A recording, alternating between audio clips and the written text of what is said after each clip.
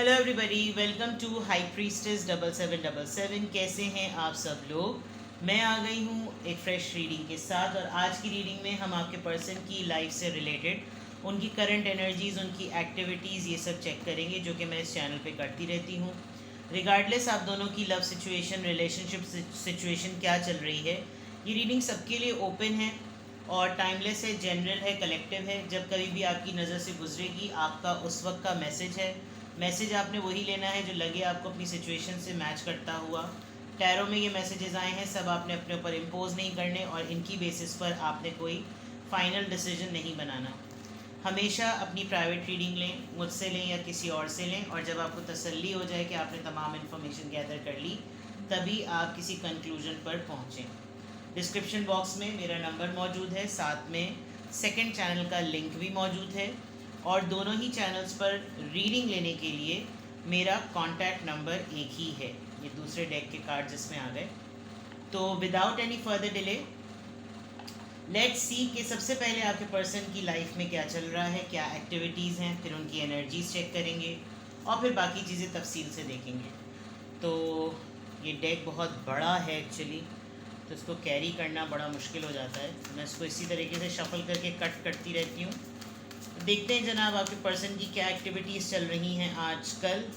आपसे कांटेक्ट में है, नो कांटेक्ट में है, लेस टू नो कांटेक्ट में है, कांटेक्ट में रहकर भी कुछ इस तरह बिहेव कर रहे हैं, या बिल्कुल नॉर्मल भी हैं और आपको लग रहा है कि कुछ अलग इम्प्रेशन है। तो कार्ड्स के थ्रू पता चल जाएगा कि आपके पर्सन की लाइफ में क्या चल रहा है। सी अनबॉदर्ड, ओके, ट्रिप पर हैं, किसी वेकेशन पर हैं, कोई ऐसी एक्टिविटी कर रहे हैं जैसे बिल्कुल literally grudge holder.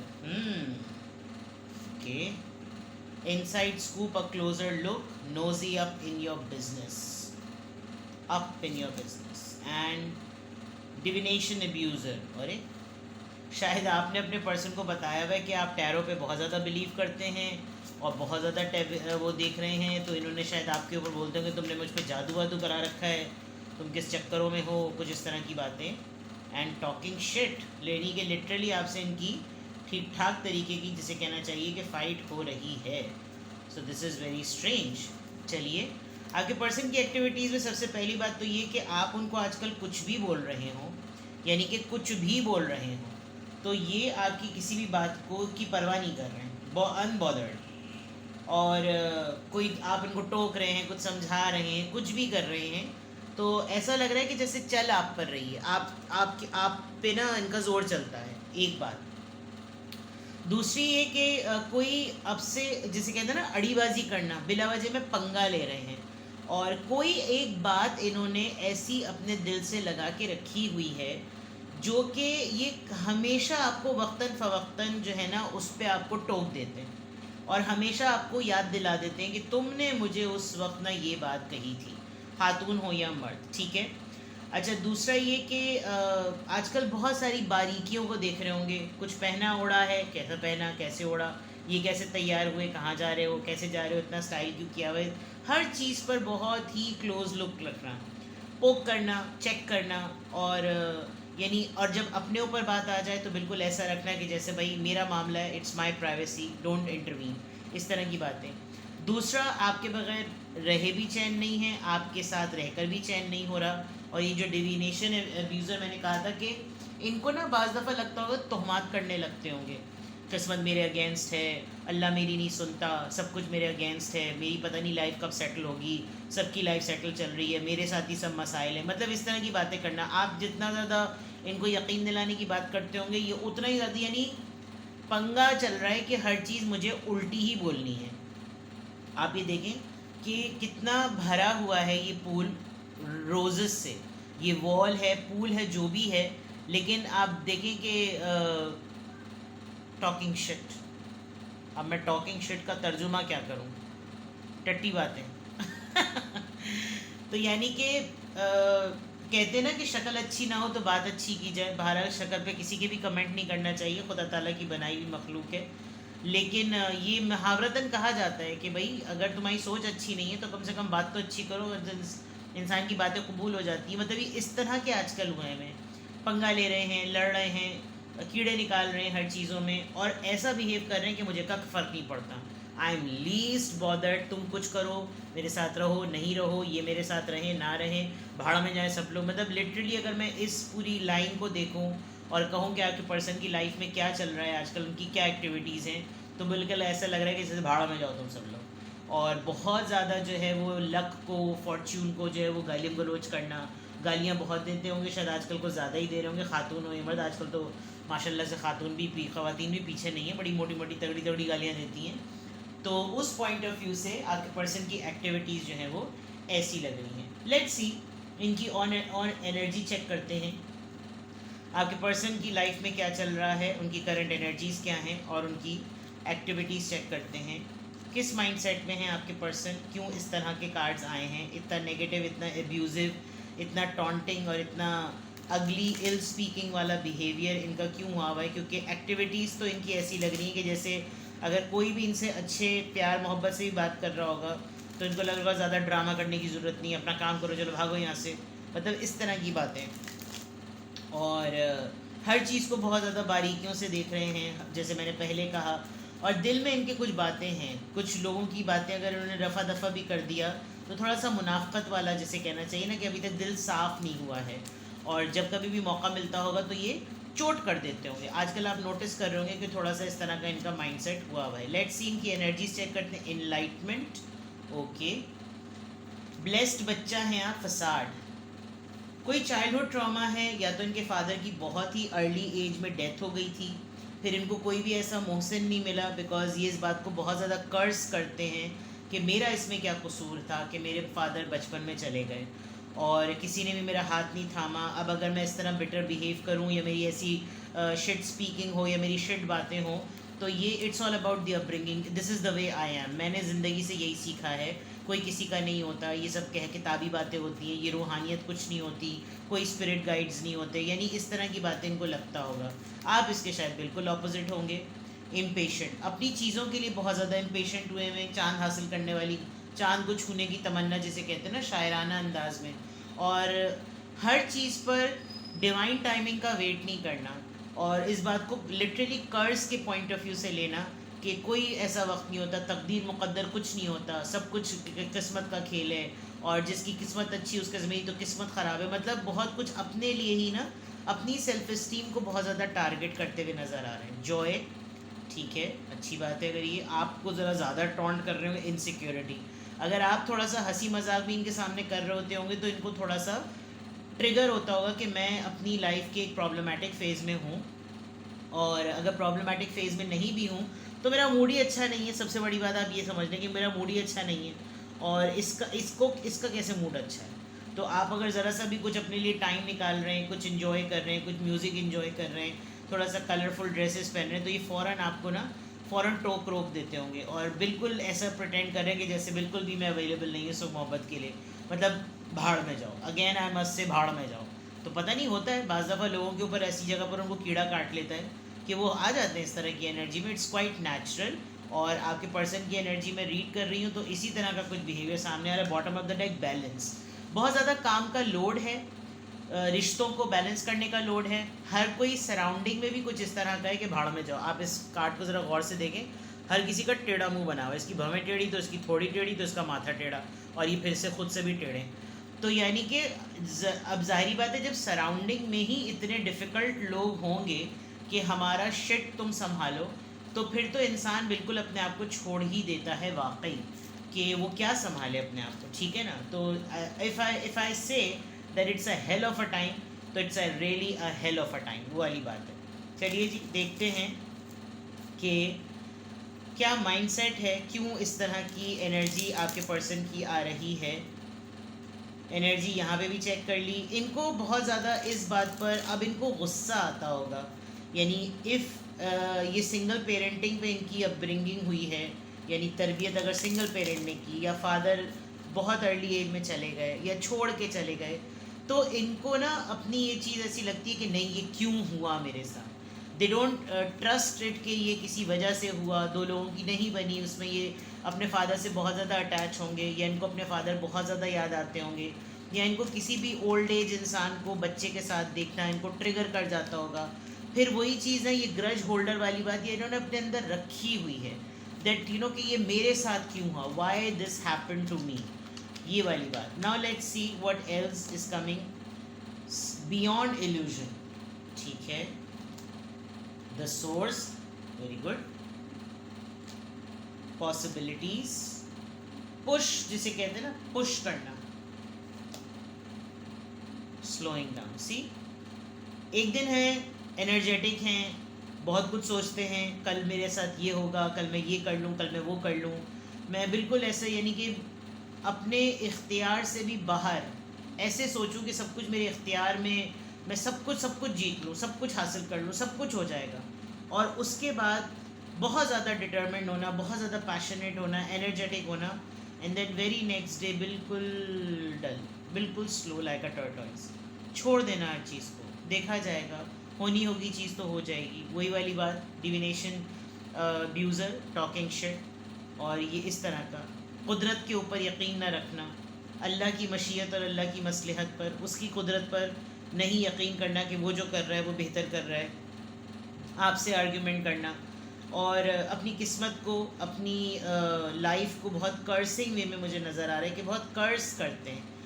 Bottom of the deck, guidance. See, proper guidance नहीं मिली, या नहीं हो सका ऐसा मामला कि कोई मेंटोर मिलता या कोई ऐसा हाथ थामता. कुछ ऐसे लोग होते जो जिन्होंने कुछ अच्छा तजुर्बा दिया होता. एक तो फसाड, एक बचपन का धोखा, एक चाइल्डहुड ट्रॉमा, और उसके बाद जो है फिर इस तरह का मामला कि बाकी लोग भी ज़िंदगी में मिले तो वो नोच खा जाने वाले हों. तो तजुर्बा जिसे कहना चाहिए ना, वो अच्छा नहीं है, जिसकी वजह से जो सोच डेवलप हो गई है वो बिल्कुल ऐसी डेवलप हो गई है कि जैसे को तैसे वाली बात करो. अच्छी बात आप करते होंगे तो आपको लताड़ देते होंगे, ये सब किताबी बातें होती हैं, सब ख्याली बातें होती हैं, ऐसा कुछ नहीं होता. बी प्रैक्टिकल, प्रैक्टिकल वर्ल्ड में देखो क्या हकीकत है. कुछ इस तरह का इनका माइंडसेट लग रहा है. तो ये तभी होता है जब इंसान अपने साथ होने वाली तमाम ज़्यादतियों को जो है ना फिर ब्लेम करने लगता है. किसी उसको कोई एक पंचिंग पिलो मिल जाता है, या तो वो पार्टनर की फॉर्म में, या किसी फीमेल रिश्ते की फॉर्म में, चाहे आप ख़ातून ही क्यों ना हो, और आपका कोई, आपकी मदर हो, सिस्टर हो, एल्डर सिस्टर हो, लोग इवन अपनी बेटियों पर, अपने बच्चों पर भी जो ना उनको पंचिंग पिलो बना लेते हैं, और जो उनके साथ लाइफ में ट्रॉमाज हुए थे वो उसके उनके ऊपर निकालने लगते हैं, बिकॉज उनको इख्तियारी से उन पर होता है, जो उनके लिए एक वीक टारगेट होता है. तो इस वक्त ऐसा लग रहा है कि जैसे आपके पर्सन की एक्टिविटीज़ जो है ना वो इस वक्त उनको स्टक कर रही हैं. वो इस तरह सोच रहे हैं कि मेरे अतराफ़ में जितनी भी चीज़ें ना वो मेरे लिए पाबंदियाँ हो गई हैं, मुझे कुछ अच्छी चीज़ नज़र नहीं आ रही. मतलब I am just reading what I am looking at the cards. तो आपके पर्सन बिलीफ सिस्टम पर ना थोड़े से शेकी हुए हैं, और आप अगर इनको काफ़ी जॉयफुल रखना भी चाह रहे हैं तो ये उल्टा आपको ही कह देते होंगे कि तुम अपने काम से काम रखो, और ज़्यादा मेरी फ़िक्र करने की ज़रूरत नहीं है, I am all fine, I am all fit, और अपने काम से काम करो, खुद देखो, मुझे ज़्यादा समझाने की ज़रूरत नहीं. मतलब, और फिर अगर आप नहीं पूछें तो फिर आपके ऊपर पीछे भी पड़ जाना, तुम्हें मेरी फ़िक्र नहीं है. तो ये एक तरीके से एक नार्सिसिस्ट एक्ट है कि भाई ना उगले चैन और ना निगले चैन. ठीक है, बट ये एक बहुत बड़ा, देखें, FAS कहा जाता है, फादर एब्सेंस सिंड्रोम. ये मुझे भी बहुत अरसे बाद जाकर जब काउंसलिंग और जब साइकोलॉजी बहुत इन डिटेल पढ़ी तब जाकर पता चला कि फादर एब्सेंस सिंड्रोम जो होता है वो किस एज में जाकर फूटे ये पता ही नहीं चलता. आप 50s के भी हो जाएंगे ना, फिर वो जाकर आपका बम फटता है कि एक्चुअली आपकी personality father absence syndrome FAS की वजह से ऐसी बन गई कि उसके अंदर वो जो फादर की एब्सेंस का जो एक एलिमेंट डेवलप हो गया ना, उसने आपको एक ऐसा इंडिविजुअल बना दिया कि आप ऐसी खातून या ऐसे मर्द बन के निकले हैं जिसमें इनसिक्योरिटी है, बिलीफ सिस्टम नहीं है, क्योंकि आपको कोई पेरेंट्स वो वाहिद जो मखलूक हैं इस दुनिया की, अल्लाह ताला की बनाई हुई उन मखलूक में से हैं जो अपनी औलाद को हर लिहाज से बकअप करते हैं. यानी वालिदैन से ज़्यादा वफ़ादार कोई भी नहीं होता, कोई भी नहीं होता, इतना लॉयल, अनकंडीशनल, और वही आपको ये बिलीव देते हैं that you are beautiful, you are handsome, you can do anything, I completely trust you. तुम अपनी सारी कमियों के साथ, सारी गलतियों के साथ, सारे गुनाहों के बावजूद भी तुम मुझे कबूल हो. This is the unconditional believe जो सिर्फ पेरेंट्स देते हैं. अब अगर आपके पर्सन खातून हो या मर्द, उनके साथ बचपन में ही ऐसा कोई ट्रॉमा हो गया होगा तो डेफिनेटली इनका नेगेटिव बनना बनता है. This is one of the clue जो मुझे नज़र आया, बिकॉज ये एक साथ दोनों कार्ड्स आए हैं, और जिस वक्त इनकी डेवलपमेंट का फेज़ था, यानी कि जिस वक्त ये अपने आप को एक पॉजिटिव इंडिविजुअल के तौर पर एक बिल्कुल इनोसेंस में देख रहे थे, उसी वक्त इनके साथ ये कोई हैपनिंग हो गई होगी that they missed it, that they lost it. अब वो किस तरह का ट्रॉमा है, you must be knowing it. और वो चीज़ ना ये ज़िंदगी में ढूंढते हैं.